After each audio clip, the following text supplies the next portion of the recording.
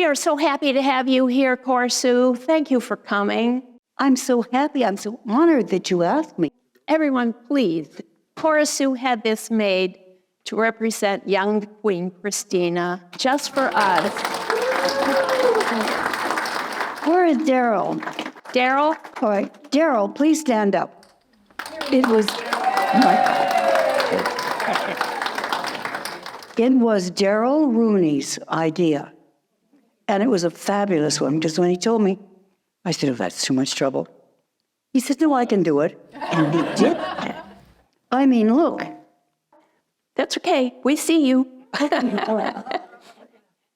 You know, this is the first year we've named our trophy after Adrian. And after many years of back and forth and discussion, we came to a consensus that Adrian really was never recognized because he had done 250 films at MGM, was never recognized because he kind of retired from the business before Oscars were handed out. And so we spoke with his son, Robin, in Arizona, and got his permission to name our award. So from this year on, we give out the Adrian for our Costume Design Awards. He so deserves it. That's what we thought. He so deserves it. He was a gentleman. But I was so lucky. I wasn't important enough to be fitted by him. I mean, Greta Garbo was actually fitted by Mr. Adrian. He would come in and he'd check me, but his underlings fitted me. But he was the nicest man. He was so unassuming and so generous.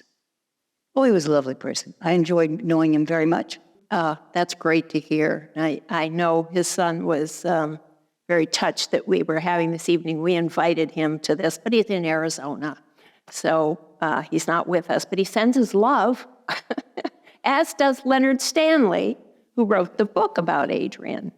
How wonderful. Thank you so much. You are our representative. Thank you.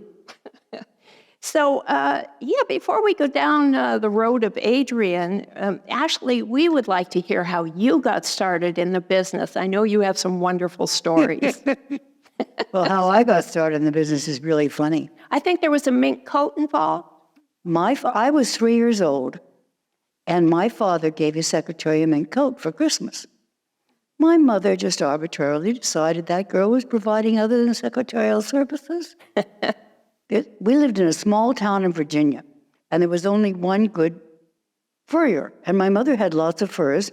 So the furrier liked her, and he went to her, and he said, do you know what your husband did? And he showed her the receipt and everything, so she went with the receipt, and of course, he had no recourse.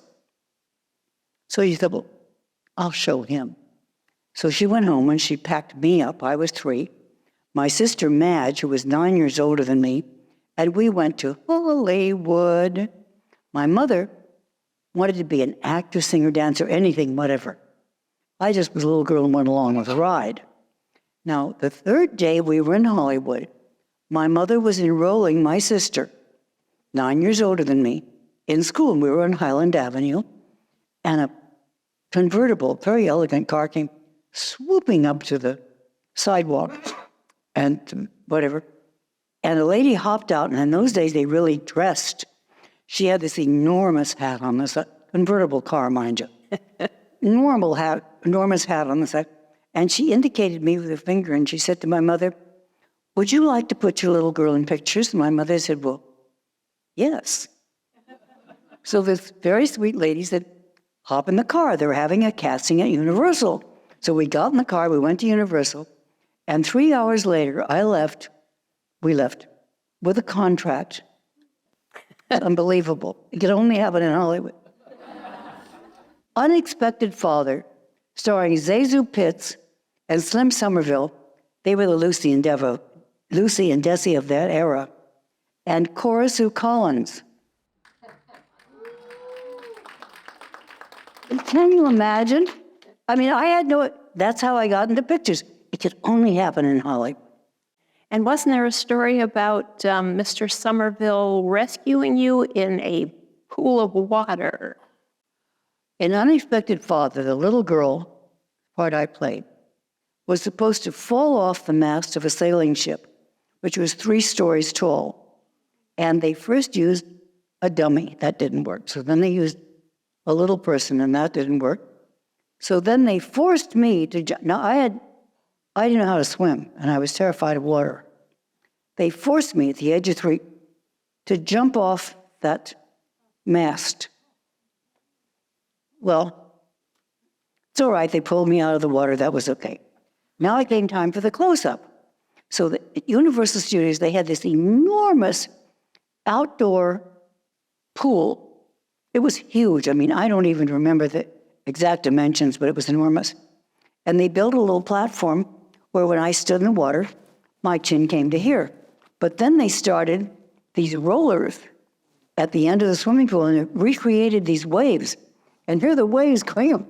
Slim Somerville actually dove into the water, pulled me out, and I got a hold of the bottom part of his tie. I was choking him.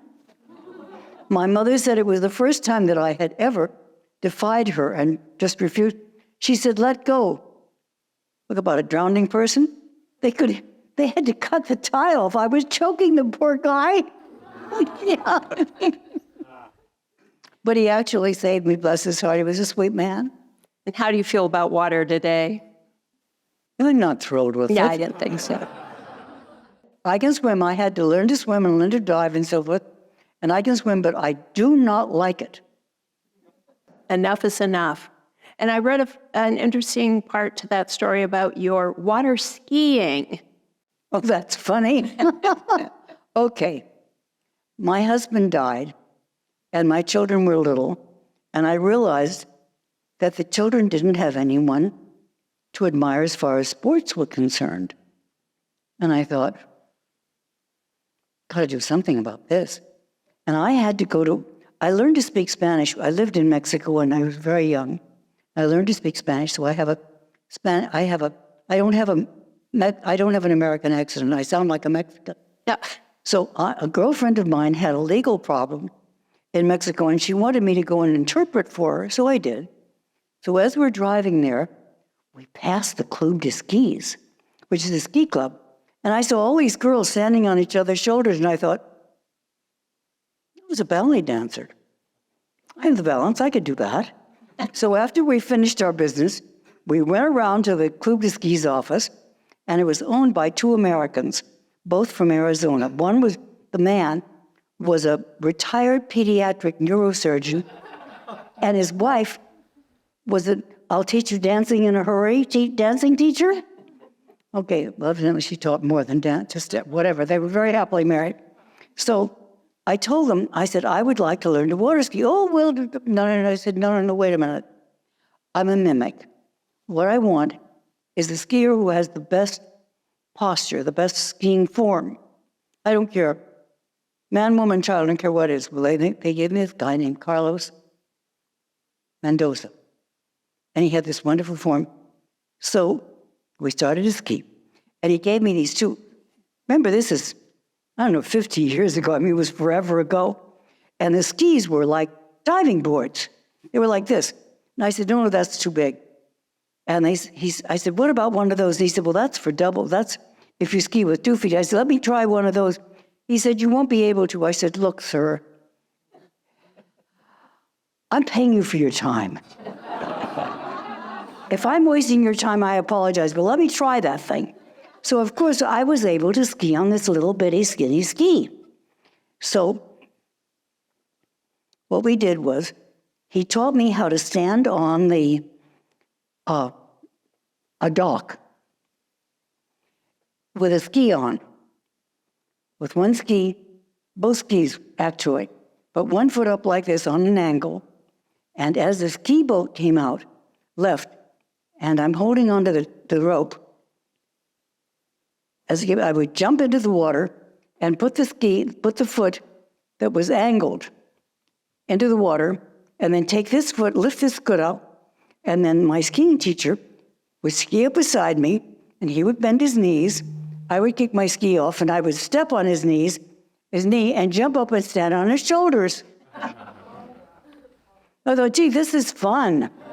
Well, I won everything, because what I did was I was like a hood ornament. I would stand up there and do my ballet exercises. I would take a foot and lift it up and take it around. It was just like I was doing the warm-up exercises for my class.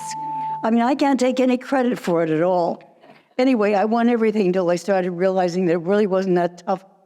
Other skiers could do it too.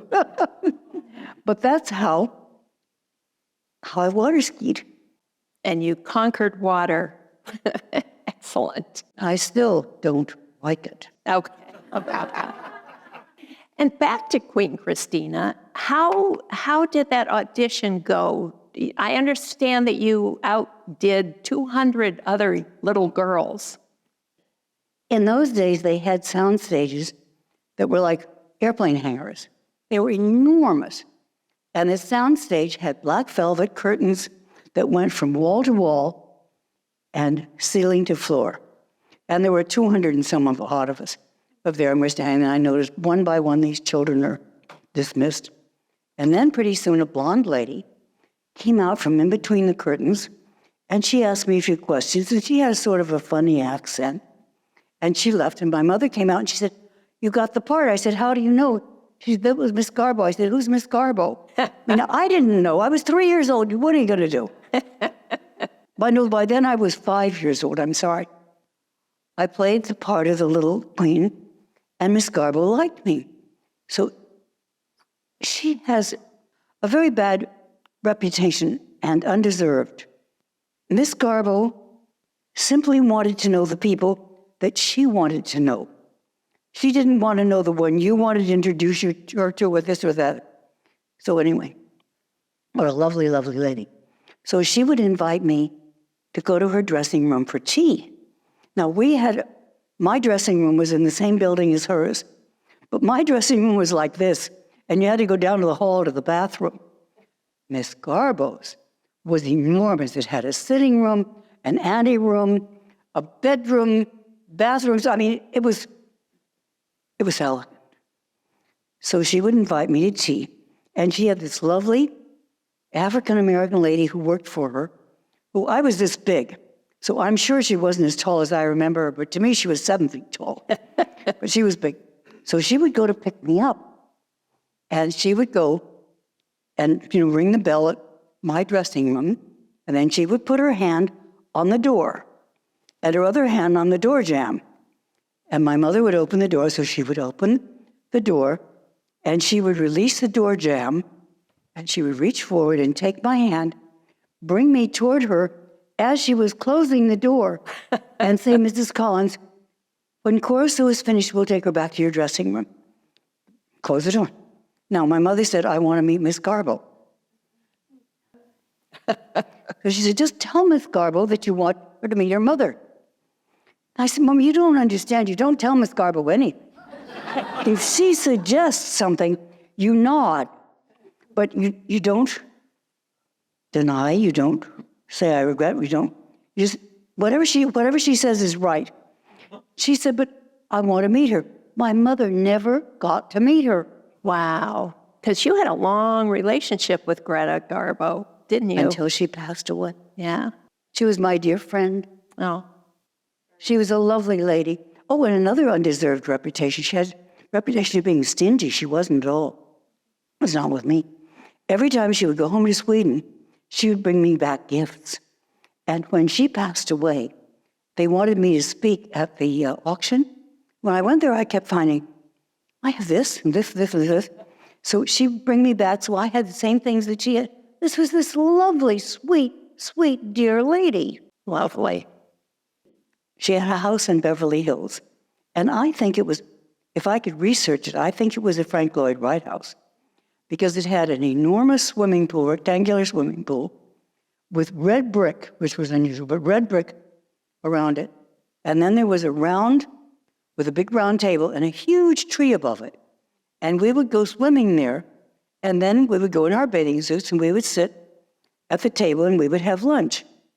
And she has said to me, "Cora, Sue, you are very lucky. I had learned that if you repeat the last few words, someone would usually continue with what they were thinking." So I said, "I'm very lucky." She said, "Yes, look at your breasts. They're beautiful." And I said, "You are?" She said, "Yes. And you do not have to swim 100 lengths in an ice-cold swimming pool or lake every day." This poor darling lady had been told that if she swam 100 lengths in an ice-cold swimming pool or an ice-cold lake, that she would develop breasts. Well, have you ever known a swimmer who's had boobs? They have shoulders, they have backs, they don't have boobs. Anyway, now I didn't have the nerve to tell her, because I said, I never told her anything. I nodded a lot in our relationship. But she used to come, I bought a place in Paris for summers where I would go in the summer and I would spend the summer. And she missed me because we didn't see each other. So she bought a piece of property there and we used to go walking. She'd call me in the morning, she'd say, "You want to walk?" And I'd say, "Yes." See, I picked you up. So we'd go walking, and we might walk for an hour. We might walk for 2 or 3 hours. We both really like to walk. Then we'd go back to the apartment, and she'd be grumbling. Something. I said, "What is it, Miss Garbo?" She said, "After all these years, they say, 'You got the Garbo.'" Now, may I describe what she wore? She wore black men's shoes. She wore black men's trousers. Then she wore that trench coat and that slouch hat. And of course, if I was going to do an imitation of her, how would I dress? Never said a word. But she was just darling. I loved her until the day she passed away. And another thing, she would say, "Call me Greta, call me Gigi." And I'd say, "All right, Miss Garbo." I couldn't, out of respect, I couldn't say Greta or Gigi. So she called me Cora Sue, and I called her Miss Garbo until she passed away. I loved that lady.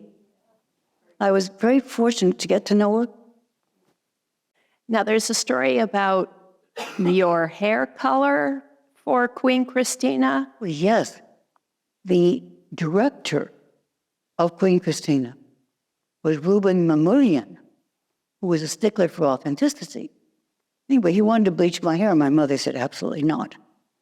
So they took a little smidge of Miss Garbo's hair, sent it to Sweden, and they sent hanks back of natural Swedish blonde hair, her color. Now, I don't know what they did with the rest of it, but they made me this fabulous wig with wig lace and stuff. It looked exactly like the hair was growing. It was just, Max Factor made the wig. It was the most beautiful wig. You see it to this day. I loved it. Where is that wig today? Oh, I wish I knew. I wish I knew. I would love to have it just as a keepsake. Yeah, but I understand it was itchy. Yes, it was itchy. And they gave me this skinny, teeny tiny plastic needle, knitting needle, that I could put in the wig lace and scratch. You're absolutely right. Boy, you know your work. Oh, I read your biography. I know things. Well. But you were 5 at the time. Is that correct? Yeah, in Queen Christine. And how long did it take to film the film? I don't really remember. I'm not good at length of time anyway. But I will tell you a funny experience. Leslie Howard was one of those 3 men who were attendants to the Queen, and the camera was on his face, Mr. Howard. And my back was to the camera, and I had lost a tooth. So the dentist had made me a plaque with a tooth on it. Well, I never got to be mischievous. My mother was really strict, but she couldn't see what was going on. So I was sitting facing Leslie, and I would flip my tooth up and down. He was supposed to be very serious, and he would break up. So finally, the director, Mr. Mulligan, went around, he came to me and he said, "Okay, enough of this. Next scene, no flipping of your tooth." I said, yes, Mr. Mulligan. Are you the reason we call those flippers now? I guess. Yeah, they call those little teeth flippers. Yes. Yeah. Thank you so much, Cora. I want to tell you about Mr. Mamoulian. Mr. Mamoulian was an artist. I can't remember really his background, but he drew a caricature of himself which I have, which is so beautiful, where he's there with a big tummy and this and that. He had a wonderful self-deprecating sense of humor. Mr. William was fabulous. I was so lucky to consider people like that my friend. I mean, it was really amazing. Hey, you had an amazing beginning. Now, what was happening to your sister Madge during all this time? Madge wanted to be a dancer, but she was an interpretive dancer. She did not want to study. I mean, I'd studied ballet from the time I was before 3, but she didn't want to study classic ballet. She knew how she wanted to dance, and she wanted to dance. I guess nobody liked how she danced because they gave her a lead in a picture called The Maid of Salem. And all this press came out.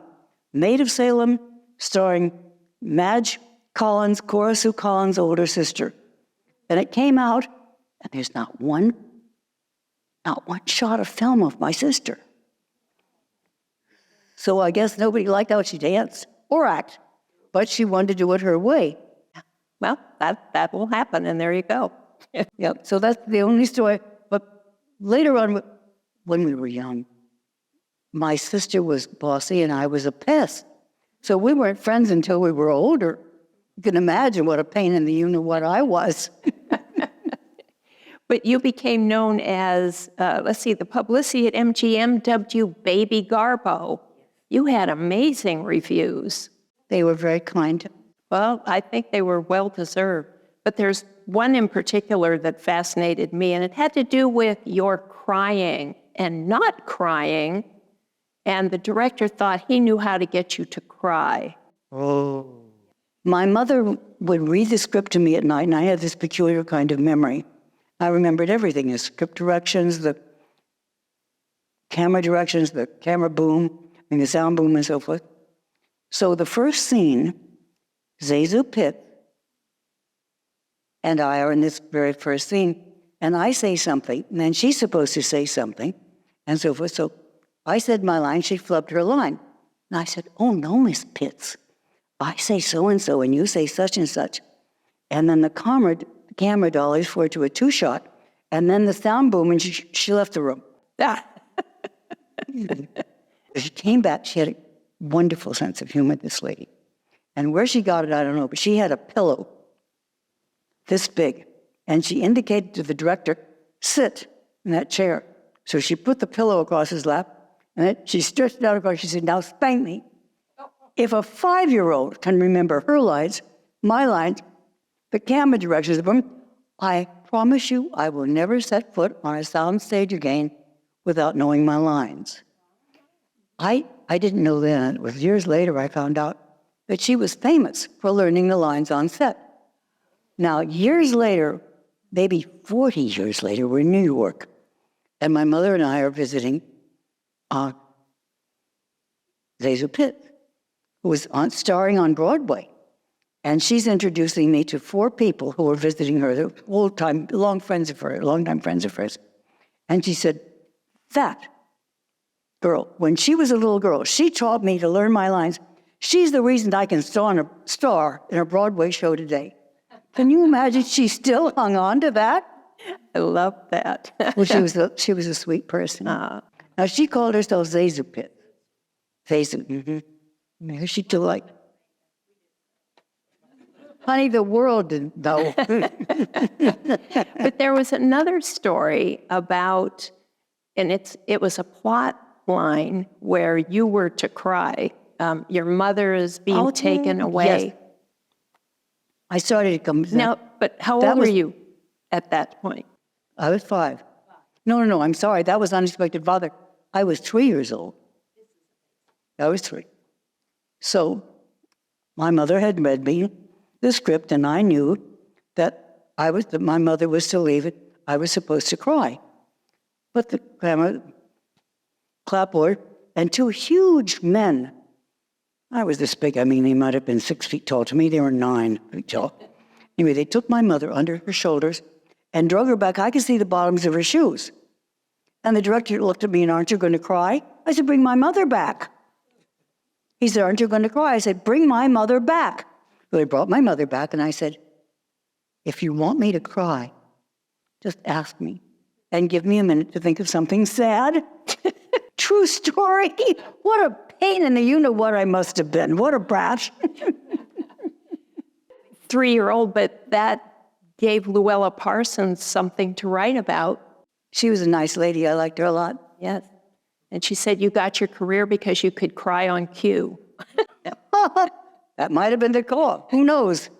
We'll never know.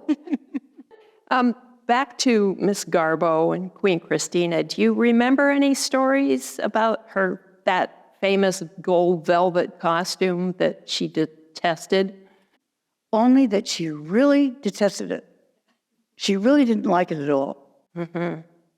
It was so heavy and uncomfortable. But she looked gorgeous in it. She was gorgeous. Yeah. I mean, she could have worn anything. She was... Or nothing. Or nothing, right? But she had the most beautiful complexion. Well, she was just magnificent. I had grown up in Hollywood and at MGM around the most beautiful women in the world. And she was just exquisite. And you were their child selves in so many of those roles. Can you talk about any of those other fabulous ladies you were young for? I mean, how long do you have for me to bore you? As long as you want. No. I mean, I can't even remember their names. There were Minna Gomble and Claudette Colbert and on and on and on and on and on. And she remained a very close friend of ours. She was a good friend of my mother's. Oh, sweet. And if you notice something about Claudette Colbert, whether she was in a film or not in a film, she always had a white collar on. She thought she had a short neck. So she thought that elongated her neck. She was a lovely lady. I liked her too. I was just so lucky to be exposed to these people as a child and be able to grow up knowing them. And the only people I knew were those that I worked with. And the only people I worked with were the people on the MGM lot. So the biggest stars in Hollywood were the only people I knew. Tough life, right? And what about the education system? I had private tutors. They gave me private tutors. And at one time I had 3 full professors as tutors. That was one thing about Mr. Mayor. He was very kind to me in that respect. He gave me a very good education. Under-socialized. I mean, I didn't know what to do with people, but I certainly remembered all of the things I'd learned, whatever. So I was lucky in that respect. Well, we hear that the premiere for Queen Christina was quite a showstopper in itself, and that you, as this little tiny person, were one of the showstoppers. Thank you. They made a replica. You see, this is a real story of the Queen Christina, Queen of Sweden, because she was coronated when she was 5 years old, because her father was killed in a war. Now, the only scene in that whole picture that I think is really awful is the beginning of the film, and they have the cannons going off and so forth, and there is a man on the battlefield, and they say, "Who are you?" He says dramatically, "I was the King of Sweden." Yeah, we all laughed at that point. So did I. I mean, that was so corny. I mean, the rest of the film was not, but that was really, I think, corny. Anyway, the premiere was wonderful. As Miss Garbo was important enough to tell Metro-Goldwyn-Mayer and L.B. Mayer that she would not make personal appearances, that left me. So they made a replica, an exact replica, but in small miniature size, of the coach in which Queen Christina was actually coronated as a child. And then they called them in those days dwarf footmen and coachmen, and they had 6 little Shetland ponies that pulled it. It was the cutest thing you've ever seen. I've got pictures of it. It's just adorable. And then L.B. Mayer himself escorted me. He never made personal appearances, but he did then because the film was so important. But it was interesting. I got to go with him. And Freddie Bartholomew Road, who was a good old friend of mine, Freddie rode in the coach with me. He was my escort for the night. And then the night before the actual premiere, this is in the late afternoon that this was, a lady came up and broke through because they had grips. They call these people these men who were big, heavyset guys, they call them grips. And they had them holding hands like this around me to keep the people back. And this lady literally broke through and came to me, and she pressed something in my hand. And I said, "What is that?" She said, "It's a coin that was minted during the reign of Queen Christina." By then, they drug this poor lady off. She was very nice. So can you imagine? I mean, I had the most wonderful experience as a little girl. Because that coin it featured in the film as well. Yes, featured in the film, exactly. That's incredible. That's wonderful. And you're only 5. This is amazing. I was 5. Can't get over the age. I'm thinking about my born in granddaughter. 27, okay. So what were your fondest memories of filming Queen Christina? And how many days did you actually shoot? I'm no good with that. But I have no idea how many days I shot. But I think my most fun experience was playing with my plaque. Yeah. That was what I enjoyed most of all. I never got to be naughty, and I just loved that. Oh, but I did get to play a naughty child in a film. My mother was Mother Gamble, and she had a boyfriend who was this portly man who wore a monocle, and he was a bit rotund tummy, and he had white tie and tails. And in those days, they didn't have seltzer bottles. They had a big canister and a handle, and you press it, and the seltzer water came out. And I got to spray him and get him wet. Oh, no. Oh, my God, I never got to do anything like that. It was just so wonderful. That was in the film, right? That was in the film. Okay, oh, yeah. So the first shot, I got him sopping wet, and then I blew my lines. The second shot, got him soaking wet, and blew my lines again. Now the director came out and he said, "He only has one dry suit." Okay. So much for fun. Yeah. But those were the most fun experiences I recall. Oh my gosh, that's hysterical. Well, you've got to get your jolly somehow. And you're a child. It's just amazing to me that May I tell you a funny story that I think is funny?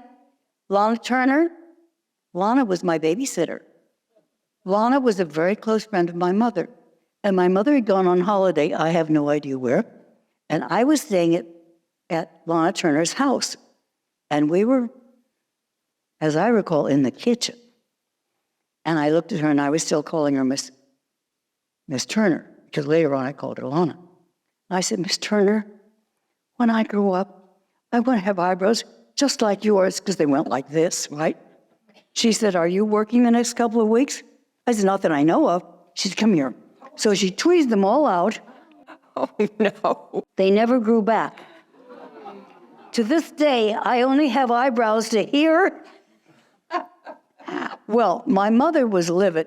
I said, "Mom, it was my idea." And Mr. Mayer was furious because he had a 6-year-old that had no eyebrows. I mean, she looked as though she had a couple of exclamation marks here. It's the way they still are. Well, they look good tonight. I don't know what you did, but they look perfect. Actually, a dear friend of mine, Leo Real Sappington, he drew them on for me. Right. Well, they're beautiful. Can't find Leah, but she's here. She's a wonderful, wonderful makeup artist and a dear, dear friend. And her husband, Guy, they're both close friends of mine. But she doesn't draw them like that. No. But they look so funny. Oh, now there's another story about just a little tyke. You were very modest and you were very proper, and they wanted you to show your panties in a scene. Smiling through. Uh-huh. In the interview, to get the part, they wanted me to do that, and I said no. They said, "Just pull up your dress," and I said no. So they brought from the wardrobe department, I don't know, 7 pairs of underpanties. By then I was padded like this. Then I lifted my skirt. Boy, I was, as I told you, pain in the rear. Literally and figuratively. All right. Well, you were always considered honest and authentic Thank you. in all of your reviews and everyone who's seen your work. I was really lucky in that the directors I worked for said, just do it your way. So I rarely had direction from the directors. They would let me do it. My way was natural. Is that you were reviewed as a small girl of extreme self-possession. Never read that. Thank you. You're welcome. So you had a wonderful career, and you worked with some of our most iconic costume designers, and I understand you have a couple stories about William Trevilla. Oh, Billy, I knew very, very, very, very, very well. Billy, in the first place, was born on Catalina Island, and he swam like a fish. And to earn extra money, he would swim under glass-bottomed boats and eat a banana, and they'd throw him money. Go ahead. Okay. You're safe here. All right, I'm safe. All right, Billy did something else when he was that age. He made a little rhyme up, and he would swim around, and he'd see a boat with a pretty girl, and he'd pop up out of the water, and he'd say, "Hi, I have a weenie, and you have a bun. Let's put them together and have a lot of fun." Oh, he was adorable. He was absolutely precious. Now, that was when I first met him when he was very young, and I was very young. But then, at MGM, they got tired of making bathing suits for me because I'm very high-busted and long-legged, but they had only one-piece bathing suits in those days, so they had to make these long bathing suits for me because I was pulling the bathing suit up to cover my boobs and pulling the bathing suit down, and they'd make these custom-made at MGM. Wardrobe department, very expensive. And I'd go to the beach and I'd get tar on them and ruin them and so forth. So they sent me to a costume house called Jack's, Jacks, of Hollywood.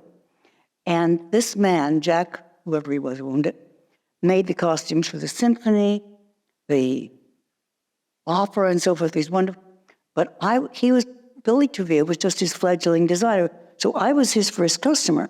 So I went and showed him my problem. I can fix that. So he made me a two-piece bathing suit. And as I told Terry, Billy thought, and I don't know, maybe you were able to research, he thinks he made me the first two-piece bathing suit because it was the only way that I could be decent. And enjoy the beach. Enjoy the beach, exactly.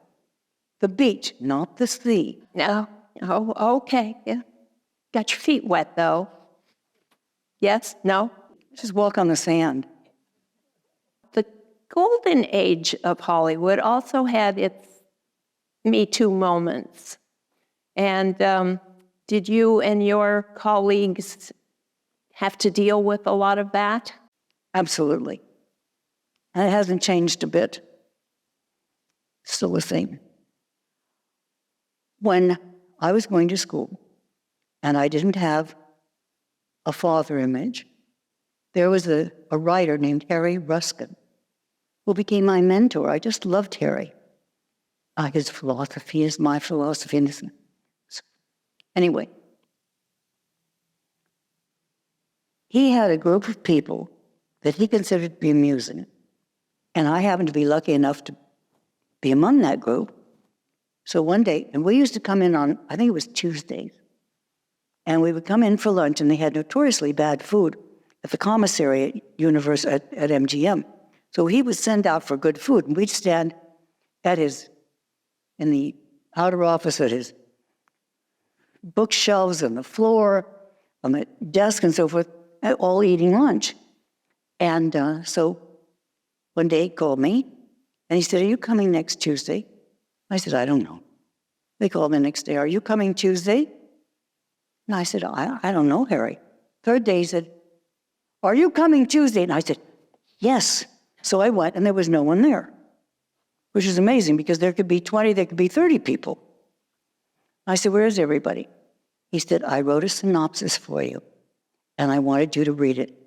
So I read it, and it was so, because he knew me so well, it was so perfect. I would have given my right arm to play it.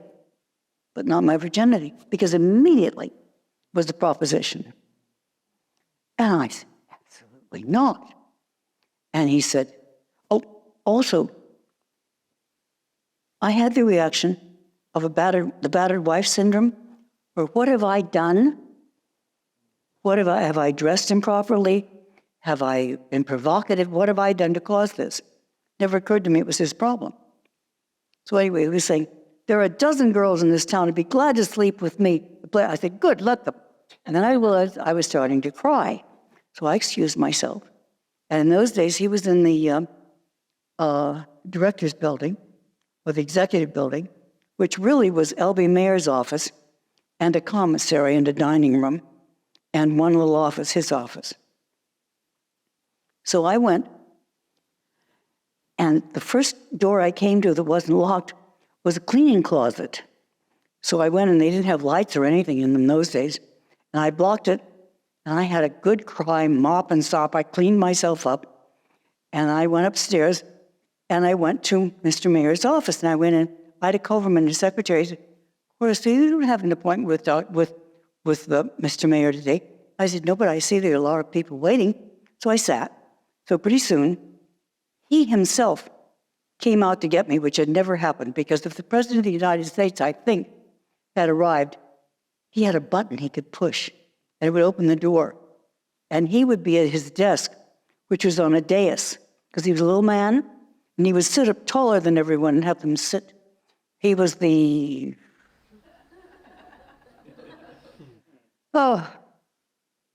Napoleonic complex. They had him in mind when they coined that.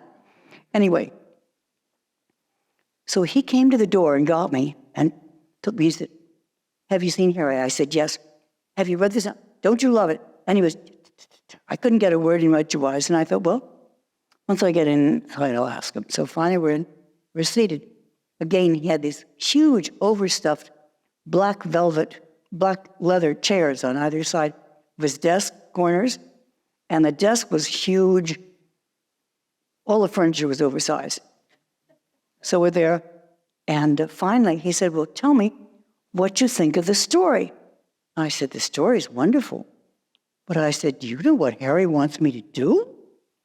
So he jumped up, came around, sat on the edge, on the arm of this big black chair, pulled me toward him, and said, you'll get used to it, sweetie.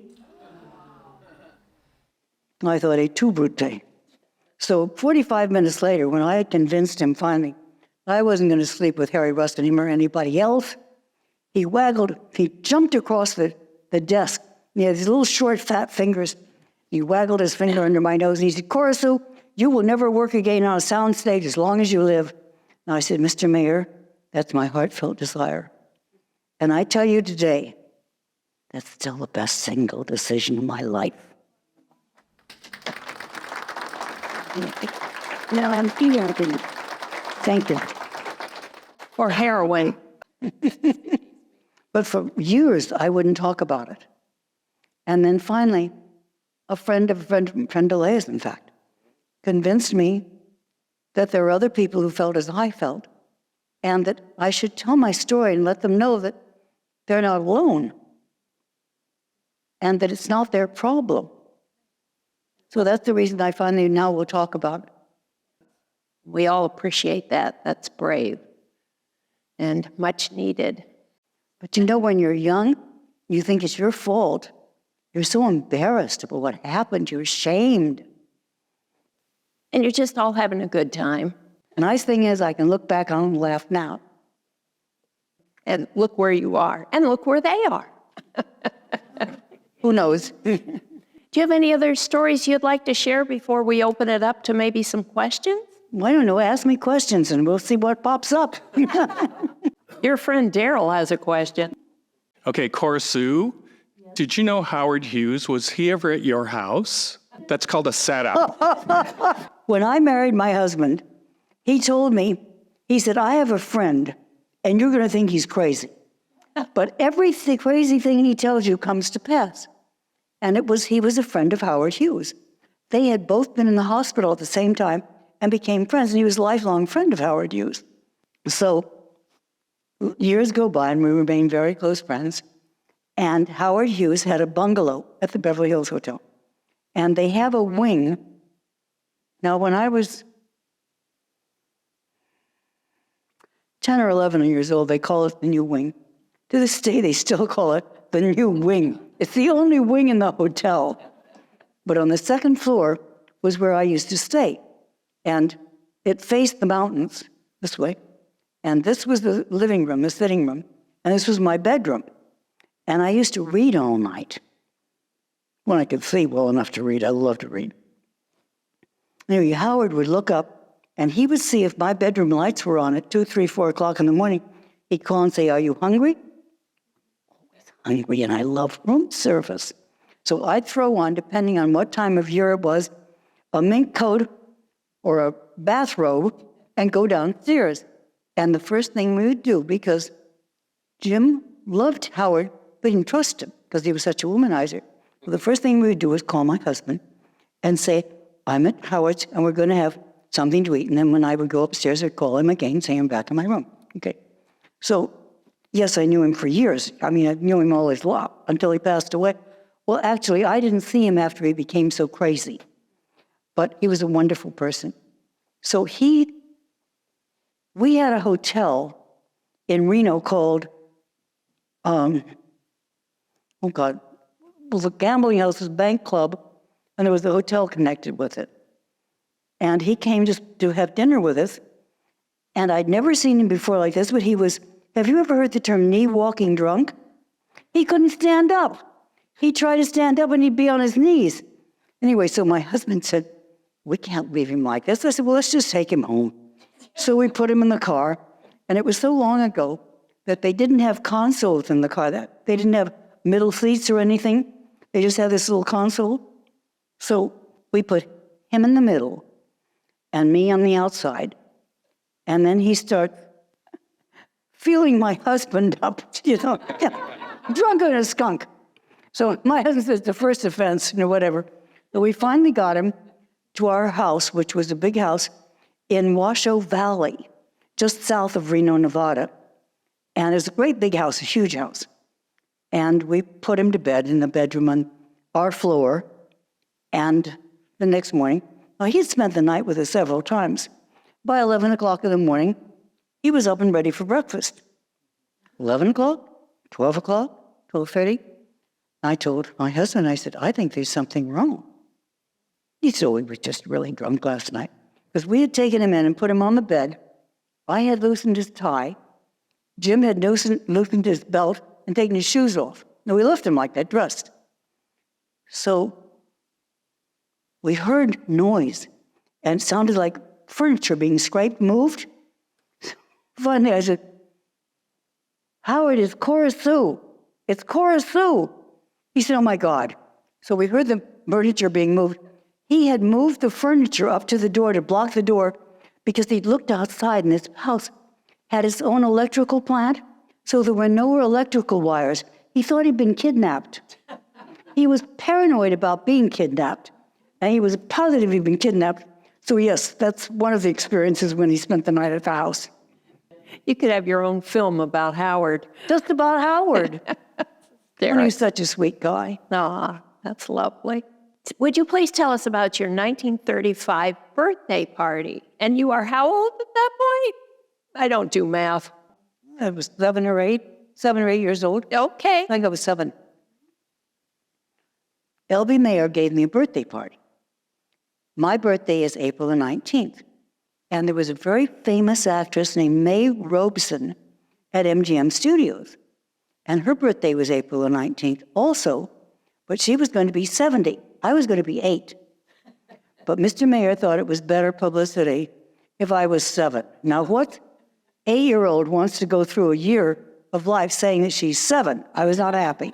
But I did it. You do what Mr. Mayer says to do. So she gave me, among other things, a beautiful autograph album. But it's this size. And it's hand-carved, the covers are hand-carved wood. And it says Cora Sue Collins. And then there's a little scroll. And it says, "Happy birthday from Mae Robeson," with a very sweet letter inside, and her friends were permitted to call her Muzzy May. And I was lucky to be among those. I used to call her Muzzy May. She was so sweet. So that was my party, but the autographs are so incredible because L.B. Mayer gave the party. And when he extended an invitation, it wasn't an invitation, it was command performance. I have the most famous people in Hollywood in that damned autograph album. It's the most incredible thing you've ever seen. And that's how I met Daryl. Because I had been introduced as Cora Sue Nace. And he came up to me, he said, "You're Cora Sue Collins." And I said, "Yes." And he said, "L.B. Mayer gave you a birthday party." And I thought, who is he? My daughter doesn't know this. So that's how we met, became good friends. And he and his friend, Darren, between the two of them, they convinced me to accept my childhood and enjoy it. And now I can talk about it. I mean, what's wrong with every little girl wants to play dress up.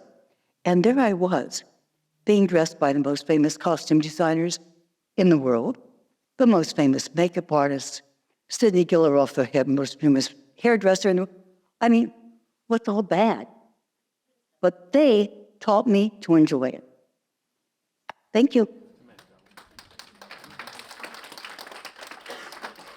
Did you feel that you had missed out a lot on your childhood? I still do. I didn't have a childhood. I don't know how I managed to grow up, but I certainly didn't have a childhood.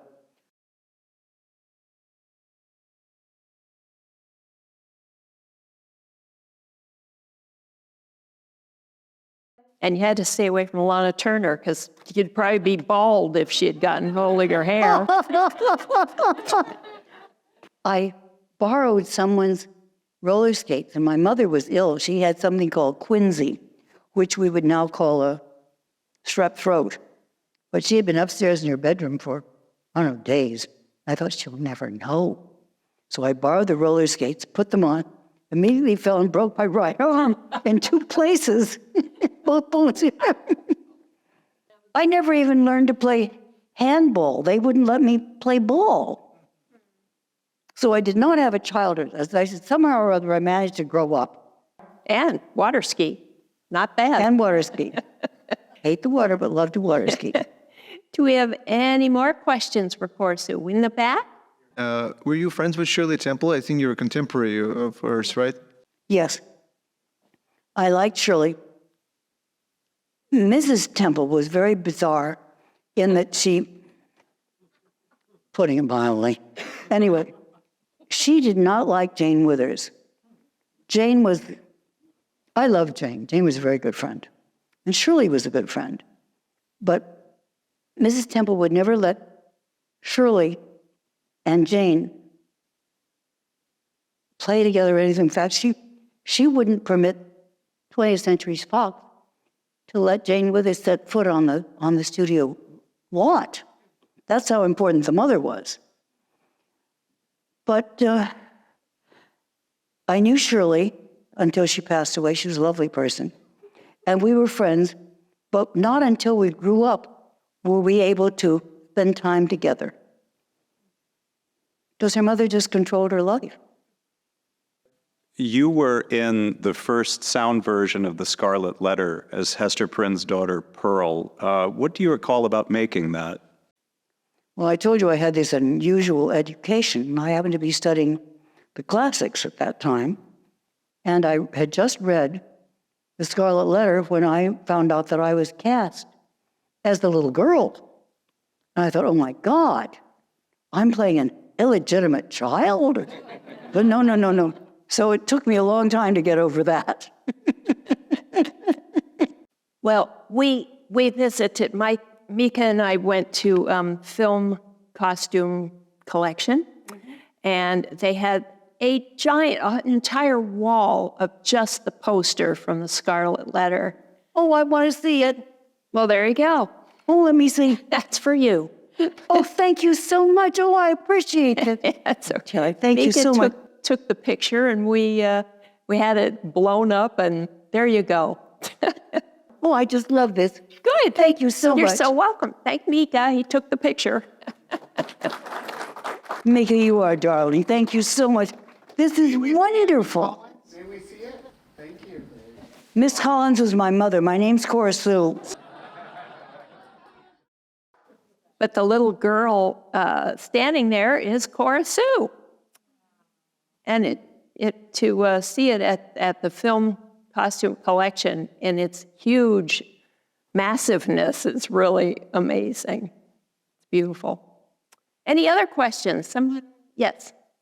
Can you share a memory you have of Jean Harlow? Oh, of course. She signed. What Daryl wanted to know was, had she really signed my autograph book? Because many of you may remember Marvin Page, who was a very famous casting director. And Marvin was the ultimate authority on everything. He would tell you. And he told me Jean didn't sign that. Her mother signed all her autographs. I said, but I was standing there and I watched her. And there's a photograph of us standing at the dais where this big photo, anyway, make a long story dull. Daryl authenticated it and said, no, that really is Jean Harlow's signature. And I knew it was because I stand there and I watched her sign it. And she was a very nice lady. I didn't know her well, but I saw her frequently because our sound stages were nearby where she was working.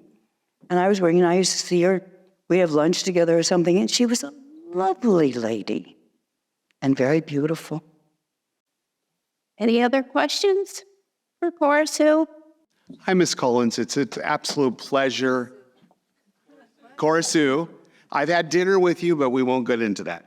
Anyway, I was friends with Marvin Page, and we hung out at Phyllis Diller's house. We all went to the Bull for dinner afterwards.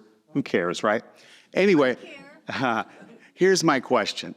My question is, if Ruben Mamoulian was the greatest director in the history of American cinema, Armenian director, what do you think his greatest attributes were as a director in your experience? Mr. Mamoulian directed me in 2 different films. And in each one, he told me, he said, do it your way, Cora Sue, which was, I felt, a tremendous compliment. But I know that he was an incredibly talented director. And he was a very funny person and a very good artist. He remained a friend of mine the rest of his life. He was a lovely man. Yeah. Thank you so much. I Thank you appreciate for it. asking. Thank you. I loved him a lot. Oh, but a stickler for authenticity. In, oh gosh, what was that? The second picture I made with him, Blood and Sand. And I played the sister of the star. And I was supposed to be 13. I think I was 13 years old. But I was playing a 13-year-old girl. And I had a basket of fruit on my head. And the basket was this big. And it was just piled high with real fruit. Oranges and apples and so forth. They weighed a bloody ton. Oh no, Mr. Mamoulian insisted they be real fruit.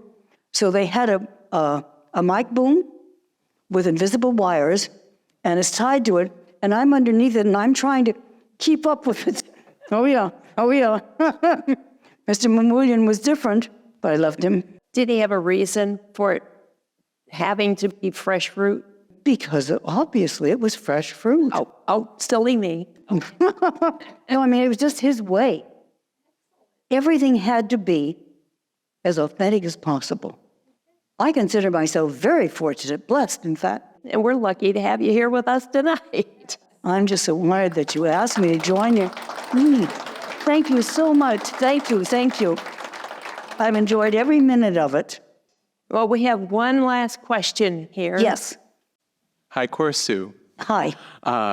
And maybe this is kind of a good wrap-up question, I don't know. One thing I always like to ask of stars who worked in the golden age of Hollywood or people who are authorities on it, you know, as one who is of that golden age of Hollywood that is long gone, one, do you pay any attention to the Hollywood of today? And what, needless to say, it is very, very different. What do you think was different of that time? Why did it change? How did it change? And do you pay any attention to what is of today and just how different it is? What are your comments or thoughts on how different the golden age of Hollywood, which you were so wonderfully a part of, is to Hollywood of now? Well, I have no idea why it changed. I just know that it changed dramatically, and I think for the worst. It was a very honest business in those days. If you had talent, you worked. Now, with what's going on with these strikes and so forth, it's heartbreaking for me. A business that I knew and loved as a little girl is just disintegrating. Well, instead of having your Louis B. Mayer and your studio heads, now it's all corporate. Oh, they have no idea what they're doing. Executives who are interested only in the money are supposedly running the studios, and so that's why the films are so bad. That's why the studios are. Don't get me started. I'll spend the rest of the night telling you what I think is wrong with Hollywood today. That from Queen Christina. Did we have another question? I just wondered if you had any stories about John Gilbert and his relationship with Greta. Yes. And yes. him not doing so great with the talkies. That's exactly it. Because he played her lead in Queen Christina. She transitioned beautifully. She had that beautiful, mellifluous voice, but he didn't. He had this little squeaky voice. And here he was, this gorgeous idol of Hollywood of the silent era. So he didn't transition well. But he was a nice man. I mean, I met him and I thought he was lovely. Cora Sue, how are you, dear? You know, with a little bitty voice. Now, I'm sure they could have worked with a voice. In fact, I think they did. He did work with a voice coach, and but he never became the star he was before. He was a nice man. Wasn't the story that she insisted he play her lead in that? She insisted. No, she would not have it. And they were not having a love affair, to my knowledge, according to the gossip, who knows. But they were not having an affair at the time, but she just felt that he deserved that prominence. An opportunity. Opportunity. You know, she was a nice lady. And so we're going to wrap this up, but Miss Cora Sue has very generously offered to sign autographs and donate all of the proceeds should you want to donate to MPTF. So she's donating all of that to the fund. And thank you, Cora Sue.